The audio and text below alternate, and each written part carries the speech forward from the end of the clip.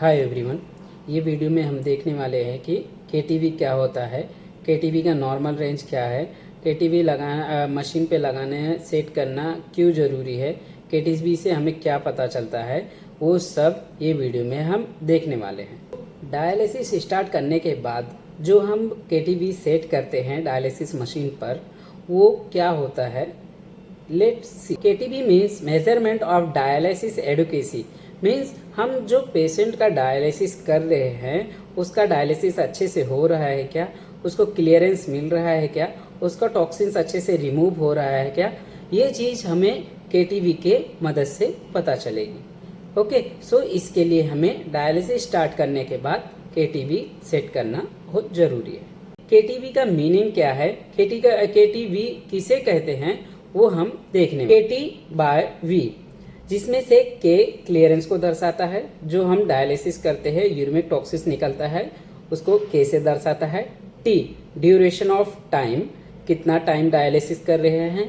And we मतलब body volume, जो fluid का वॉल्यूम रहता है बॉडी में वो कितना रहता है, कितना रहना चाहिए। ओके, तो नॉर्मल रेंज कितना रहना चाहिए केटीवी। सो नॉर्मल रेंज 1.2 रहना चाहिए एक्चुअली, जो हमें टारगेट सेट करके रखना चाहिए।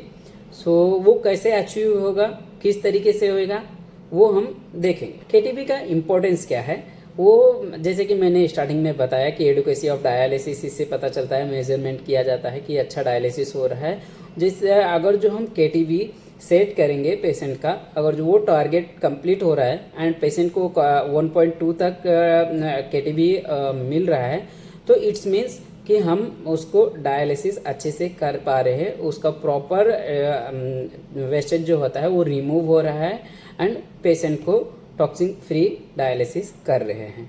ओके, डायलिसिस पेशेंट को केटीवी लगाना बहुत इंपॉर्टेंट है, केटीवी सेट करना बहुत ज़रूरी है। सो केटीवी सेट करने के लिए क्या क्या पैरामीटर्स की ज़रूरत होती है। ओके, केटीवी सेट करने के लिए ये सब पैरामीटर्स की ज़रूरत होती है, जैसे कि ड्राई वेट हो गया, पेशेंट का हाइट हो गया, पेशेंट का एज हो गया, fourth one is gender, female और male, and fifth one is SCT haematocrit, तो वो हेमेटोक्रेट सेट करना जरूरी है। And sixth one is target KTV, target KTV normal आपका 1.2 रखना है, जैसे क्या पता चलेगा पेशेंट को इतना केटीवी अचीव करना है। ओके, केटीवी अचीव करने के लिए ये सब चीज़ें करना बहुत ज़रूरी है, जैसे कि first one blood flow proper रखना चाहिए केटीवी अचीव करने के लिए। सेकेंड वन ड्यूरेशन 4 आवर्स है तो वो 4 आवर्स प्रॉपरली फॉलो करना चाहिए। एंड थर्ड वन है डायलिजर का चॉइस, पेशेंट के बॉडी के हिसाब से डायलिजर चॉइस करना चाहिए, हाई फ्लक्स या लो फ्लक्स।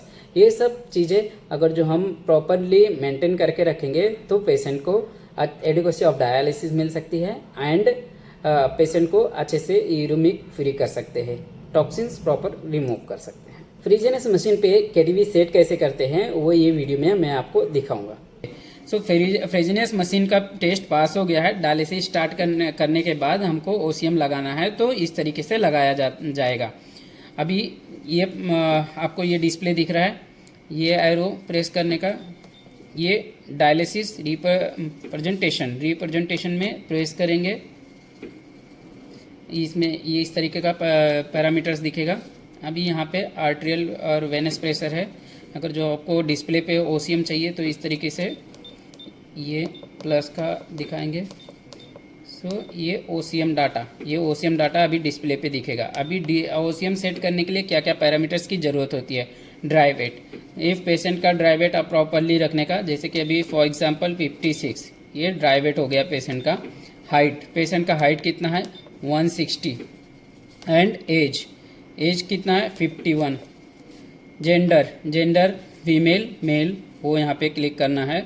ओसीएम है वो ऑन ऑफ, अगर जो ऑफ रहेगा तो वो नहीं आएगा, ऑन करना है। देन अगला केटीवी गोल, ये कितना है, नॉर्मल रेंज केटीवी का 1.2 है। यहाँ पे हम अपना नॉर्मल रेंज सेट करके रखेंगे, ऐसा सेट करके रखेंगे तो जो गोल है वो हमको अचीव हो सकता है।